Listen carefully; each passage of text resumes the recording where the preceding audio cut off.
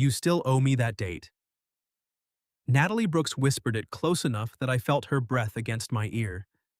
For one ridiculous second, I was 18 again, standing beside the senior parking lot with a borrowed car, $23 in my wallet, and the terrifying hope that the prettiest girl at Westfield High might actually say yes to me. Except I wasn't 18.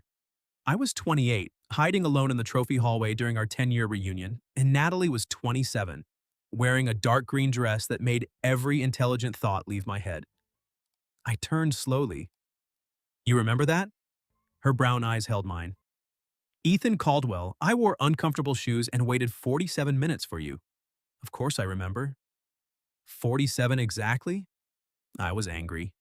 Angry people keep excellent records. Then she smiled, and there it was.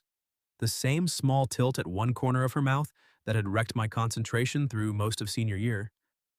From the gym behind us came the muffled sound of an early 2000s playlist, although none of those songs had been new when we graduated. Apparently, reunion committees believed nostalgia had flexible math. I glanced toward the double doors. Did you follow me out here to collect an old debt? I saw you escaping. I was taking a break. You loosened your tie while moving at the speed of a man fleeing a building. I'm a fast relaxer. She laughed, soft and familiar, and something tightened under my ribs. I hadn't seen Natalie in person since the afternoon before graduation. Back then, she'd been student council vice president, editor of the school paper, and the only person who could make a sarcastic comment sound kind. I'd been the quiet kid who designed sets for school plays and pretended I didn't watch for her every time a cafeteria door opened. Now, I photographed buildings for an architecture firm in Chicago. It was a good job for someone who preferred empty rooms to complicated conversations. Buildings stayed where you left them. People rarely did. I'd almost skipped the reunion. My closest friend from school, Owen Price, had called 3 times and finally accused me of being emotionally afraid of a decorated gymnasium. He wasn't entirely wrong. Then I'd seen Natalie's name on the attendance page. I told myself it didn't influence my decision. I also bought a new jacket. She folded her arms. You disappeared before I could say hello. I saw you talking to people. That's generally what happens at reunions. You looked busy. I was waiting for you to stop pretending not to notice me. That landed harder than it should have. Inside the gym, someone cheered as the opening notes of a slow song came through the speakers. I recognized it immediately. Natalie did too. Our senior prom song. She looked toward the doors, then back at me. That's almost offensively convenient. I assume Owen bribed the DJ. Did he know you were going to hide near the trophy case? Owen assumes I'll hide near any object that can't ask personal questions. Natalie stepped closer and straightened my loosened tie. It was such an easy, intimate gesture that I forgot how breathing worked. Her fingers remained against the knot. You look good, Ethan. So do you. That sounded painful. It's been 10 years. I had a better sentence prepared. What happened to it? You walked over. Her expression changed, the teasing softened, leaving something warmer and far more dangerous. Well, she said quietly, that was almost smooth. Almost is my specialty. She looked down at my tie, still held lightly between her fingers. I heard you never married. I raised an eyebrow. We've moved from unpaid dates to a background check? Occupational habit. I'm a radio producer now. I research people. And what did your research say? That you work too much, rarely post anything personal, and once gave an interview about train station restoration that was somehow less exciting than the train station. You listened to that? All 18 minutes. Why? Her gaze came back to mine. Maybe I wanted to hear your voice. The noise from the gym seemed to recede. Natalie had always been confident, but this wasn't casual confidence. There was vulnerability beneath it. A quiet gamble she was letting me see. I should have met her there with the truth. Instead, old guilt got there first. Natalie, about that night? I know why you didn't come. My throat tightened. 9 hours before our planned date, my mother had collapsed in our kitchen from a brain aneurysm. My father and I had followed the ambulance to the hospital, and by the next morning, the life I understood was gone. Mom survived, but she needed months of rehabilitation. Dad took leave from work, money became a daily emergency, and we moved to my aunt's place 2 states away before summer ended. I didn't handle any of it well, especially Natalie. I found out from Owen, she said. Not that night, a few weeks later. I should have called. Yes, I tried once, and hung up before I answered. I stared at her. How did you know that was me? You were the only person I knew with an Oregon area code. That one call had happened at 2 in the morning from my aunt's kitchen. The moment Natalie answered, I'd panicked and disconnected. At 18, grief had convinced me silence was less humiliating than letting her hear me fall apart. At 28, I knew better. I was ashamed, man, I said. Not of my mom, of myself. Everything was out of control and I didn't know how to explain why I'd vanished. You could have started with hello.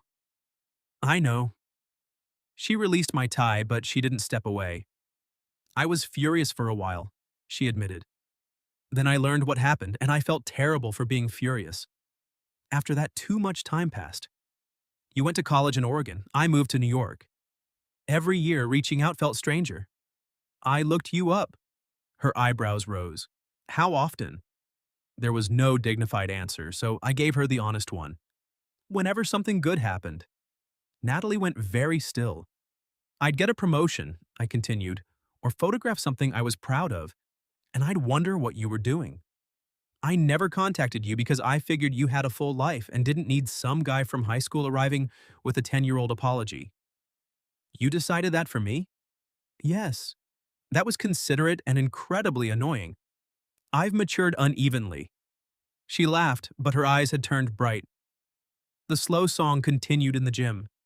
A few couples drifted past the hallway entrance, but no one bothered us. Natalie extended her hand. Dance with me. In the hallway? You owe me 47 minutes. I'm collecting the first 4 now.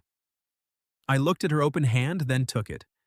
She led me beneath the faded championship banners near the gym doors. There was no dance floor there, only polished tile and an old display case full of trophies, but when I put one hand at her waist and she rested hers on my shoulder, the location stopped mattering. She fit against me with an ease that felt less like nostalgia and more like discovering we had interrupted something 10 years earlier. You're shaking, she murmured. I haven't done this since prom. You danced at prom? I stood near a speaker and shifted my weight. I remember it was brave, I smiled. Are you seeing anyone? Natalie leaned back just enough to study me. That took you nearly 4 minutes. I was building momentum. No, I'm not seeing anyone. Relief moved through me before I could hide it. She noticed. Her fingers tightened slightly at my shoulder. And you? No. Good. The song ended, but neither of us moved. I could smell her perfume, something warm with a hint of citrus. Her face was inches from mine, and for the first time all night, neither of us reached for a joke. I'm sorry I left you waiting, I said. I'm sorry you went through all that alone. I don't want pity. Good, because that isn't what this is. Her gaze dropped briefly to my mouth, then returned to my eyes. That single glance did more to me than 4 years of teenage fantasizing ever had. What is it? I asked. Natalie stepped away, but only far enough to reach into her purse. She pulled out her phone and held up the screen. It showed a reservation for 2 at a small Italian restaurant downtown. The time was 20 minutes away. I looked from the phone to her. You made a reservation? Yesterday. You didn't know I'd agree. I didn't know you'd come. That was the bigger gamble. My heart gave one hard, unmistakable beat. Natalie slipped her phone back into her purse, then held out her hand again. I didn't come to this reunion for the people in that gym, Ethan, she said. I came because your name appeared on the list. Then she smiled, nervous and hopeful at the same time. So tell me, are you finally taking me on that date? Part 2. I looked at Natalie's outstretched hand. 10 years ago, I'd wanted that date so badly I'd rehearsed conversation topics in my bedroom mirror. Now I knew life could derail a plan between one heartbeat and the next. But fear had already taken enough from me. I laced my fingers through hers. Yes. Her smile appeared slowly. Yes? I'm finally taking you on that date. Good. because the reservation required a credit card. I laughed as she pulled me toward the exit. Nothing says romance like a cancellation fee. Financial pressure is what brought us together. We slipped out before anyone could stop us. At the parking lot, I instinctively headed toward my rental car, but Natalie tugged me in the opposite direction. The restaurant is 3 blocks away. You're making me walk? You kept me waiting 10 years. Be grateful I didn't book something uphill. Downtown Westfield had changed since we were teenagers. The video store was now a yoga studio. The pharmacy had become a craft brewery. But the sidewalks were the same uneven brick, and Natalie still walked quickly enough that I had to lengthen my stride. Her hand remained in mine. You really planned this yesterday? I asked. Booked the table, checked the menu, and researched whether you had any alarming dietary restrictions. How thorough. You ate nothing but cheese fries in high school. I wasn't sure you'd survived. I occasionally ate pizza. That's cheese fries on bread. At Bellini's, the hostess led us to a small table by the front window. A candle flickered between us, casting warm light over Natalie's face. It was unmistakably a date. That realization made me nervous in a way the reunion hadn't. The hallway had belonged to our past. This table belonged to whatever happened next. Natalie opened the menu. We need rules. We do? No job interview questions, no asking where I see myself in 5 years. That eliminates my entire list. And we each get one question the other person has to answer honestly. One? For now. The waiter brought wine. Natalie raised her glass. To overdue plans. I touched mine to hers. And angry people with excellent records. She smiled over the rim. Dinner began lightly. She told me about producing a morning radio program in New York, which meant waking at 3:30 and persuading opinionated hosts not to insult guests before sunrise. I told her about photographing abandoned theaters and restored stations. Do you still draw? She asked. Sometimes. In high school, I'd filled sketchbooks with buildings, stage designs, and, embarrassingly, Natalie's profile. She'd caught me once and assumed I was drawing the window behind her. I never corrected her. What do you draw now? She asked. Places I don't want to forget. Something in my answer made her pause. The waiter delivered our food. We ate, traded stories, and gradually stopped talking about careers. She told me her parents had divorced during her sophomore year of college. I admitted I'd nearly dropped out twice to return home, even after Mom regained most of her independence. Is she okay now? Natalie asked. She uses a cane. Her speech gets tangled when she's tired, but she's stubborn enough to frighten medical professionals. I always liked her. She liked you too. Natalie blinked. She knew who I was. She knew everything about you. A faint blush warmed her cheeks. What exactly did you tell her? That I'd asked out a girl who was completely beyond my league. I was not beyond your league. You barely knew I existed until senior year. She set down her fork. Ethan, you built the newspaper staff new storage shelves because I complained once that the old ones were collapsing. I needed community service hours. You had already completed them. I stared at her. She leaned across the table. I knew you existed. The candlelight reflected in her eyes. You get your honest question, she said. I had dozens. Why hadn't she contacted me? Had there been someone serious? Had she thought about me even half as often as I'd thought about her? But one mattered most. Why did you say yes back then? Her expression softened. Because I wanted you to ask. No, I know what you mean. She took a breath.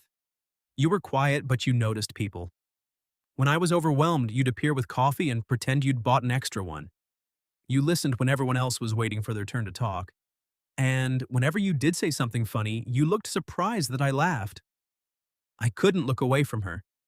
I had a crush on you, Ethan, she said. A serious one. For how long? That sounds like a second question.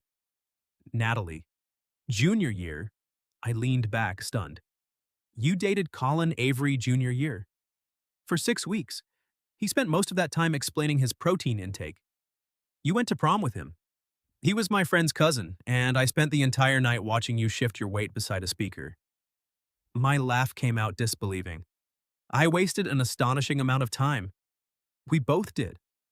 Her hand rested on the table between us, palm up. I placed mine over it. Your turn, I said. Ask me anything. She studied our joined hands. If your mom hadn't gotten sick, what do you think would happen that night? I would have picked you up at 8. We'd have gone to Marlowe's diner because it was all I could afford. I would have ordered coffee even though I hated it because you drank it. I still do. I know. Then I would have driven you home very slowly while trying to gather the courage to kiss you. Her thumb moved across my knuckles. Would you have? Probably not. Honest. I was terrified of you. You're not terrified now? I looked at her across the candlelit table. I'm trying not to be. Her eyes dropped to my mouth again. The waiter appeared with the check at exactly the wrong moment. Natalie sat back, amused. Saved by excellent service. I didn't need saving. No. No. I paid before she could argue. Outside, the air had cooled and the sidewalks shone from a light rain that had passed during dinner. Instead of returning directly to the school, Natalie turned down Maple Street. Where are we going? You'll see. 2 blocks later, we stopped before what had once been Marlowe's diner. The neon sign was gone. The building now held a bookstore closed for the night, but I recognized the wide front window and red tile around the entrance. Natalie stood beneath the awning. This is where I waited.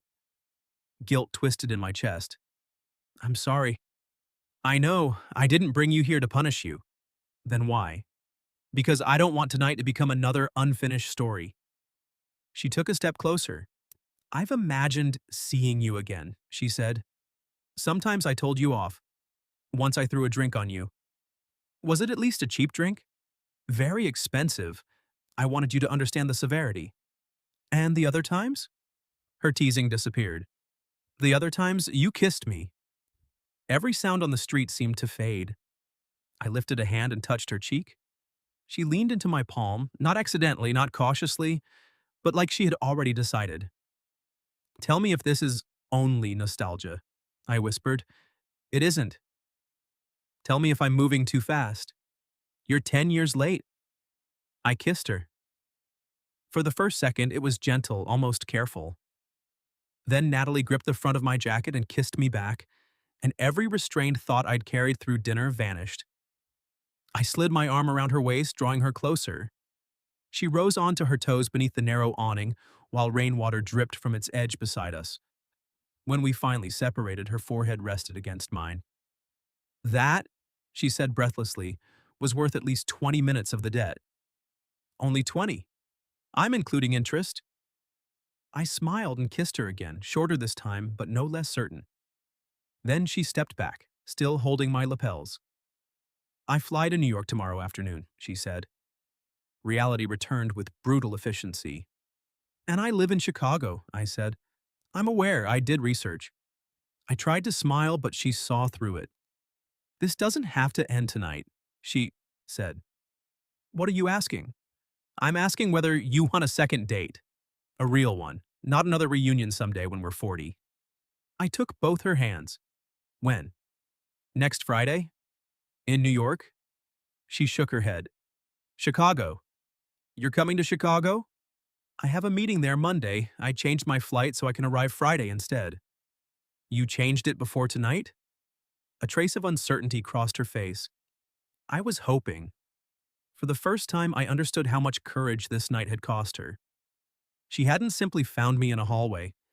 She had taken a risk I'd spent 10 years avoiding. So I made my choice without hedging. I want the second date, I said. And the third. I want enough dates that we stop counting how late the first one was. Her eyes brightened. That's a dangerous promise. I'm done disappearing. Natalie kissed me once, softly. Then she whispered against my lips. Good. Because that meeting in Chicago isn't just a meeting. I pulled back. She held my gaze. It's a final interview, she said, for a job that would move me there. Part 3? A job in Chicago? I repeated. Natalie nodded. Senior producer for a nationally syndicated show. Did you apply because you knew I lived there? I applied 3 months ago, before the reunion committee even posted the guest list. Relief came first, followed by embarrassment that I'd needed the clarification. Why didn't you tell me at dinner? Because tonight was about us. I didn't want you wondering whether I was interested in you or interested in having a familiar face in a new city. And which is it? She touched the front of my jacket, looking up at me beneath the bookstore awning. I've been interested in you since junior year. I kissed her again. By the time we returned to the school, the reunion was nearly over. We exchanged numbers beside her car, which felt absurd after kissing, like we were trying to recover a lost decade. Text me when you get back to your hotel, I said. She smiled. Already worried about me? I'm establishing expectations. Then text me when you reach yours. You first. Very mature. Neither of us walked away. Natalie opened her car door, then looked back at me. Friday. Friday. Don't disappear. The words were lightly spoken, but I heard what lay beneath them. I won't. I texted before she did.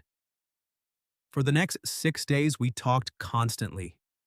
At first, we tried to maintain reasonable boundaries. A few messages in the morning, a call after work, no dramatic declarations based on one date and 2 kisses beneath a bookstore awning. By Tuesday, she was sending me photographs of terrible coffee from the radio studio at 4 in the morning. By Wednesday, I called during lunch just to hear her laugh. Thursday night, we talked until after midnight. What do you have planned for tomorrow? She asked. If I tell you, it won't be a surprise. I dislike surprises.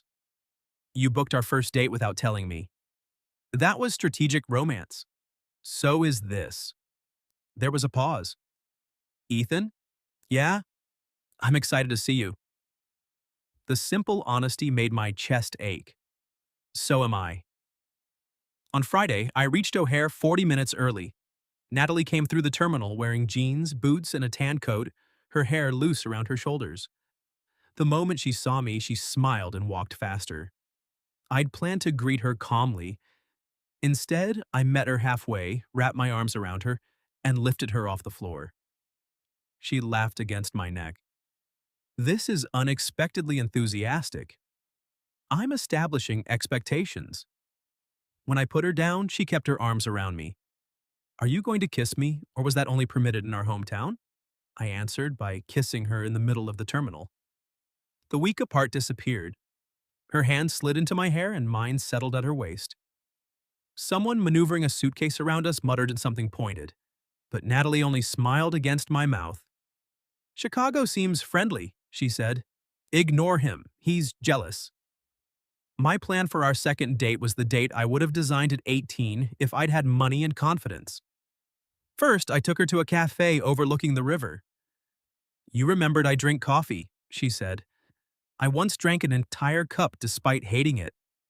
Yes, and made the face of a man taking medicine. Afterward, we walked through the restored Union Arcade, one of my firm's recent projects. The building had once been a train terminal. Now, afternoon light poured through the glass ceiling onto white stone and brass railings. Natalie tipped her head back. This is beautiful. I photographed it for the reopening. She glanced at me. Is this the station from your boring interview? The interview was boring. The station is innocent. She took my hand. Show me your favorite part. I led her up to the empty second-floor gallery. From there, we could see the whole concourse, the arched windows reflected in the polished floor. When I first came to Chicago, I used to sit here, I told her. It was abandoned then. The roof leaked and pigeons owned most of the upper level. Why come here? Because someone still believed it could be restored. She looked at me instead of the building. What? I asked. Nothing. That isn't a nothing expression? She moved closer. I was thinking this is a very Ethan place to love. Damaged and full of birds? Quiet, overlooked, worth staying for. Her hand rose to my cheek. I kissed her slowly without urgency this time. There was something more intimate about standing with her in a place I'd once gone to be alone. She leaned into me, trusting me with her weight, and I held her while sunlight warmed the gallery around us. When we separated, I rested my forehead against hers. I missed you, I admitted. It was 6 days. I know. I missed you too. We had dinner at a tiny restaurant near my apartment. Afterward, neither of us mentioned her hotel until we were standing outside in the cold. My reservation exists, she said. It does. My suitcase is at your apartment. It is. We could retrieve it. We could. She watched me struggle, then smiled. Or I could stay. Every cautious instinct I possessed started listing reasons to slow down. We lived in different cities. She hadn't completed her interview. We had history, but history wasn't the same as knowing each other now. Then Natalie slid her fingers between mine. I'm not asking for a promise about the rest of our lives, she said. I'm choosing tonight. I looked at her. And tomorrow? Her expression softened. I'd like to choose that too. I brought her home. Inside my apartment, she wandered past framed photographs of stations, theaters, and old libraries. There are no people in any of these, she observed. I photograph architecture. Convenient. I knew what she meant. Buildings couldn't disappoint me. Empty rooms didn't ask me to stay. Natalie stopped before my drafting table. An open sketchbook lay beneath the lamp. I reached for it too late. She turned to the latest page. It was her. I'd drawn her from memory after our Thursday call, laughing, head tilted, one hand pressed to her chest. You still do this? She asked. Not usually. How many? I didn't answer. She flipped back. There she was in several quick sketches. At the restaurant beneath the awning, standing in the trophy hallway. Then older drawings recopied years ago from a high school sketchbook I'd lost during the move to Oregon. Natalie's eyes filled. I thought you forgot me. Never. She closed the book carefully. Come here, she whispered. I did. She kissed me with one hand at the back of my neck, and there was no teasing in it now.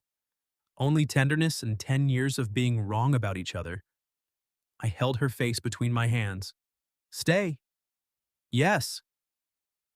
That night belonged to us, not to the people we'd been at 18, but to the adults we had become. We talked in the dark until conversation gave way to kisses. And kisses became something deeper.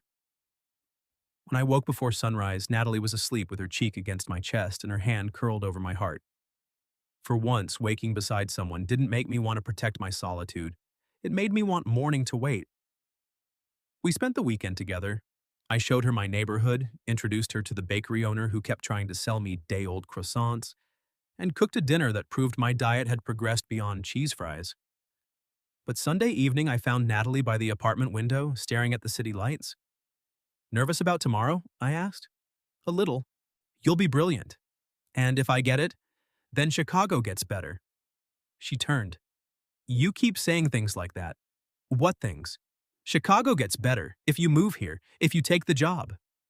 She crossed the room. You never say what you want. I felt the old reflex rise, the instinct to make myself easy to leave. What I want shouldn't decide your career. It won't. But I still want to know. She stood directly in front of me, refusing to let me retreat behind a practicality. So I gave her the truth. I want you here, I said.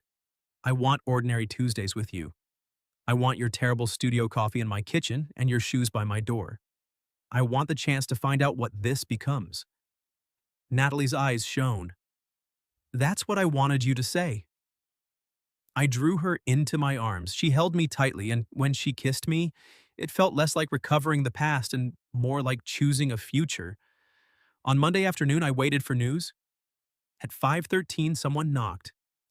Natalie stood outside my apartment, still wearing her interview clothes. Her expression was unreadable. They offered me the job, she said. I pulled her inside and kissed her. For one perfect second, she kissed me back. Then her hands pressed gently against my chest. Ethan, wait. Her voice shook. New York made me a counteroffer. I went still. She swallowed. And it's the job I've wanted my entire career. Part 4. The job you've wanted, I repeated. Natalie nodded. Executive producer of the morning show, full creative control, a larger team, national distribution. That's incredible. It is? Then you should take it. The words came automatically. Sensible. Supportive. Cowardly. Natalie's face changed. Just like that? You said it's your dream job. And Chicago? They offered you a good position, but if New York is what you've always wanted, I'm not asking you to compare salaries. What are you asking? She looked away. I don't know. I did. She wanted me to tell her that I wanted her here. I'd said it the night before when wanting her had been theoretical. Now there was a cost attached. I can't ask you to sacrifice your career for someone you've been dating for 10 days, I said. Then don't. Natalie, you keep acting as if the only options are deciding for me or pretending you have no feelings. I do have feelings. Then why are you standing 6 feet away? I hadn't realized I'd backed across the room. That physical distance exposed me more effectively than anything she could have said. I moved toward her, but she lifted a hand. No, not because I pointed it out. Frustration rose beneath my guilt. What do you want from me? I want you to stop preparing for me to leave. I'm trying to make this easier. For whom? Neither of us spoke. She picked up her purse. I'm going to my hotel. You don't have to. I need to think, and you clearly need space to make everything easier. That isn't fair. No, Ethan, you disappearing after graduation wasn't your fault. But this? Her voice softened. This is you disappearing while I'm standing right in front of you. The door closed behind her. I remained in the silent apartment, telling myself not to follow. She needed time. Pursuing her would add pressure. We had spent 1 week together after 10 years apart. Mature adults did not rearrange their lives based on 2 dates and a high school crush. Every argument sounded reasonable. They also sounded exactly like the arguments that had kept me alone. I looked around my apartment. Her coffee cup was beside the sink. Her scarf hung over a chair. The sight of those ordinary things hurt more than the closed door. I'd told Natalie I wanted ordinary Tuesdays with her. Then, the moment that desire required something from me, I had retreated behind practicality. My phone rang. For one hopeful second, I thought it was her. It was my mother. You sound miserable, she said after I answered. Hello to you too. You only answer on the first ring when something's wrong. I met someone. Is that the wrong thing? No, it's Natalie. Silence. Then Mom said, Newspaper Natalie? I laughed despite myself. How do you remember that? You drew her 70 times. It was not 70. Your father counted. I sat on the edge of the couch. She was offered her dream job in New York. And you're in Chicago? Yes. What did you tell her? To take it. Mom sighed. I was being supportive. You were being scared. That too. Her speech slowed when she was tired, but every word was clear. When I got sick, you learned that loving someone means they can be taken from you. So you started leaving first. I closed my eyes. I don't know how to ask her to stay without being selfish. Don't ask her to stay. That was my plan. Ask her to let you come along. I looked toward the window. The city stretched beyond it, all lights and distance. After we hung up, I opened my laptop. Not to search for apartments in New York or compose a resignation letter. Natalie didn't need an impulsive gesture that made her responsible for my entire future. She needed evidence that I meant to remain in it. I checked flight schedules, my work calendar, and the unused vacation days I'd accumulated by treating free time as a character flaw. Then I called Owen. I need the name of the hotel where the reunion committee booked rooms. He gave it to me, along with several questions I ignored. 20 minutes later, I stood outside Natalie's hotel room holding my laptop and a paper bag from the bakery near my apartment. She opened the door, wearing a hotel robe, her makeup washed away. Her eyes were red. If those are apology croissants, she said, that's manipulative. They're day old. I didn't have time to buy fresh manipulation. Her mouth twitched, but she didn't invite me inside. I'm sorry, I said. For telling me to take the job? For acting like you're taking it means we're already over. She leaned against the doorframe. Doesn't it? No. Chicago and New York aren't exactly neighboring suburbs. They're a 2-hour flight apart, I checked. Of course you did. I also have 26 vacation days. You have 26? I don't enjoy leisure. I've noticed. I opened the laptop. On the screen was a calendar covering the next 3 months. Several weekends were marked in alternating colors. I can come to New York in 2 weeks, I said. You come here 2 weeks after that if you can. In between we call, not only when it's convenient. We plan actual dates, even if some happen through a screen. She stared at the calendar. At the end of 3 months, we talk about what's working, I continued. Maybe you love the job. Maybe you hate it. Maybe my firm has an East Coast project. Maybe we decide distance is awful and one of us makes a change because it's right, not because we panicked after 10 days. You made a schedule. I also researched airline reward programs. That's disturbingly romantic. I considered buying flowers, but they lacked logistical substance. Her smile faded into something tender. Why are you doing this now? Because you were right. I was preparing for you to leave. She looked down. I set the laptop and croissants on the floor, leaving nothing between us. I can't promise distance will be easy, I said, but I can promise I won't disappear when it gets difficult. And I'm not asking you to choose Chicago. What are you asking? Choose us. Her eyes filled. I don't know what us looks like yet, she whispered. Neither do I. I want to find out. And if it doesn't work? Then we face that together. We don't decide it failed before we try. Natalie stepped into the hallway. I was so angry with you, she said. I know. I had an entire speech ready. Can I hear it? No, it was excellent and you don't deserve it. That seems fair. She touched my face. You really want to do long distance? No, I want you. Long distance is simply the inconvenient location where you'll be. A tear slipped down her cheek even as she laughed. I brushed it away. I'm falling in love with you, I said. The confession frightened me more than asking her out at 18 ever had. There was no cleverness to hide behind, no promise she would answer the way I wanted. Natalie stared at me. Then she took my face in both hands and kissed me. I pulled her close and she wrapped her arms around my neck. The kiss was emotional and a little desperate, an apology and an agreement spoken without words. When we separated, she pressed her forehead to mine. I'm falling in love with you too, she whispered, which is terrifying and badly timed. I've never had good timing. No, you really haven't. I carried the laptop and croissants inside. We sat cross-legged on the bed, adjusting the calendar. She pointed out that radio schedules did not respect weekends. I admitted my firm occasionally sent me away with little notice.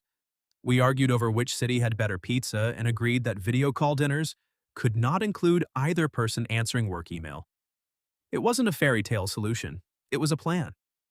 The next morning, Natalie called New York and accepted the promotion. At the airport, I held her until the final boarding announcement. 2 weeks, she said. I'll be there Friday at 6. 6:15, probably. Your flight has terrible on-time statistics. You researched it? I research people I'm falling in love with. She kissed me, then slipped something into my palm. It was a key. My apartment has a difficult lock, she said. Turn this left, pull the door toward you, then turn it right. You're giving me a key already? I'm establishing expectations. Her flight was called again. Natalie walked toward security, then turned back. Ethan. Yeah? This counts as me leaving, not you. I know. And I'm coming back. So am I. She smiled and disappeared into the crowd. I closed my hand around her key. For the first time in 10 years, goodbye didn't feel like an ending. The first 3 months were not easy. They were worth it. Natalie's show began before sunrise, while my workdays often ended after dark. Some evenings, our video dates consisted of her eating dinner while I edited photographs. Other nights, I woke at 4 just to call while she rode to the studio. Every 2 weeks, one of us got on a plane. In New York, she took me to a 24-hour diner after her Saturday show. Coffee? She asked. I still hate it. She ordered me hot chocolate and kissed me across the table. In Chicago, I photographed her standing in the Union Arcade Gallery. She accused me of adding a person to an architectural image. You improved the composition, I said. Almost smooth. We had our first real argument 6 weeks in. A storm canceled my flight to New York. By the time I found another route, I'd already missed the dinner she'd planned. I called from the airport, frustrated and exhausted. Forget it, Natalie said. Stay home. The old version of me would have heard rejection and withdrawn. Instead, I asked, do you mean that? Or are you hurt? There was a long silence. I'm hurt. I'm sorry. I know it isn't your fault. That doesn't mean you can't be disappointed. She exhaled. I set the table. I even bought flowers. For yourself? You weren't going to think of them. Accurate. We stayed on the phone for 2 hours. She ate the dinner she'd made while I consumed airport pretzels. It wasn't the evening either of us wanted, but we didn't let disappointment become distance. The following morning, I boarded the first available flight. When Natalie opened her apartment door, I held up a crushed bouquet from an airport shop. Her eyes filled. Those are terrible. They endured a complicated journey. She pulled me inside by my coat and kissed me before I could put down my bag. We learned each other beyond high school memories. I learned that Natalie sang when she cooked, but only knew half the lyrics. She learned I couldn't sleep with the closet door open. I learned she needed 10 quiet minutes after a difficult show before talking about it. She learned that when I was worried, I cleaned everything within reach. Most importantly, we learned how to stay. At the end of our 3-month trial, we met in New York for the conversation we had promised to have. Natalie sat across from me at her kitchen table with our calendar between us. I hate airports, she announced. I hate your couch. You chose it. I was distracted by you in sweatpants. She fought a smile. We're attempting a serious conversation. I'm serious about the sweatpants. She reached across the table and took my hand. Are you happy? Yes. Even with all this is temporary. Her fingers stilled. What does that mean? I stood and held out her coat. It means I have something to show you. 20 minutes later, we stopped outside the Century Broadcast Hall in Midtown. The Art Deco building had been empty for years, its stone facade darkened by age. Natalie looked up. I've passed this place 1,000 times. My firm won the restoration contract. She turned toward me. They needed someone to document the project, I continued. Someone who understands historic theaters and train stations. Someone like you? Specifically me. Her eyes widened. Ethan. I proposed an East Coast position. They approved it on Friday. You're moving to New York? If you still want me here. She stared at the building again, then at me. Did you do this for me? Yes. Concern entered her expression. And for myself, I added, I've spent years photographing other people's restorations. This project lets me direct the entire visual archive. It's a step forward, not a sacrifice. But you love Chicago. I do. Moving doesn't erase that. What about your apartment, your friends? Owen is already planning to visit too often. My lease ends in 2 months, and my mother told me she'd disown me if I used her as an excuse to stay. Natalie laughed through gathering tears. I took both her hands. I'm not moving because I'm afraid of losing you, I said. I'm moving because I love you, and I want to build a life where we don't have to calculate the distance between us. You love me? I have for longer than I knew how to name it. She rose onto her toes and kissed me beneath the century's weathered marquee. Pedestrians flowed around us. A taxi honked. Somewhere behind us, a construction crew unloaded scaffolding. Natalie pressed her face against my neck. I love you too, she whispered. 2 months later, I moved into an apartment 3 blocks from hers. She had offered to let me move in, but we decided not to rush every step simply because we had once lost time. That decision lasted 5 months. Then a pipe burst above my kitchen while I was away for work. Natalie arrived to help and found me ankle-deep in water. You know, she said, surveying the damage, my apartment is very dry. Are you propositioning me during a plumbing emergency? I'm suggesting a practical consolidation of resources? With romantic intent? She stepped into the water, wrapped her arms around my neck, and kissed me. Extremely romantic intent. By our first anniversary, we shared her apartment, although she claimed the closet distribution remained under negotiation. My photographs covered the walls, and for the first time, many of them contained people. Mostly one person. A year after that reunion, we returned to Westfield for my mother's birthday. On Saturday morning, I told Natalie we were going for coffee. You hate coffee, she reminded me. I've matured unevenly. The bookstore occupying the old Marlowe's diner had added a cafe. I reserved the table beside the same wide window where Natalie had waited for me at 18. She recognized it immediately. You're not subtle, she said as we sat. I was hoping you'd appreciate the symbolism. I'm a producer. I appreciate anything that gives a story a satisfying ending. I ordered hot chocolate. She ordered coffee. Then I placed a small velvet box between us. Natalie stopped breathing. I owed you one date, I said, but one was never going to be enough. Her eyes filled as I moved around the table and knelt. People nearby began to notice, but I saw only her. You were the first person who made me want to be brave enough to stay, I said. You're still the person I want to tell whenever something good happens. Natalie Brooks, will you let me spend the rest of my life taking you on overdue dates? She laughed and cried at the same time. Yes. I barely managed to put the ring on before she pulled me up and kissed me. Angry people keep excellent records, she whispered. And fiancés? We charge interest. We married the following spring in the Union Arcade beneath the restored glass ceiling. Mom walked with me into the gallery using her cane in one hand and gripping my arm with the other. Owen gave a speech in which he accepted full credit for our relationship because he had forced me to attend the reunion. Natalie wore white and walked toward me through the place I had once visited when I needed to believe ruined things could be restored. But our story wasn't about recovering what we'd lost. It was about choosing what came next. 3 years after the reunion, one framed photograph hangs in our living room, above the sketchbook Natalie refuses to let me hide. It shows us on our wedding day, standing together beneath the station clock. She is laughing, my forehead is pressed to hers, and neither of us is looking toward the exit. Sometimes Natalie catches me staring at it. You still owe me that date, she'll say. I married you. Different debt. Then she takes my hand and we go somewhere. Sometimes an elegant restaurant, sometimes a 24-hour diner where she drinks coffee and I order hot chocolate. I spent 10 years believing I had missed my chance. The truth was simpler. Love had found me alone in a hallway, held out her hand, and given me the courage to stop leaving first. What would you have done if your high school crush found you alone at a reunion and said you still owed them a date? Have you ever experienced something similar? Tell me your story in the comments. And for those who'd like to be a little closer to us, we've opened memberships, where you'll get shorter exclusive stories every week with no ads.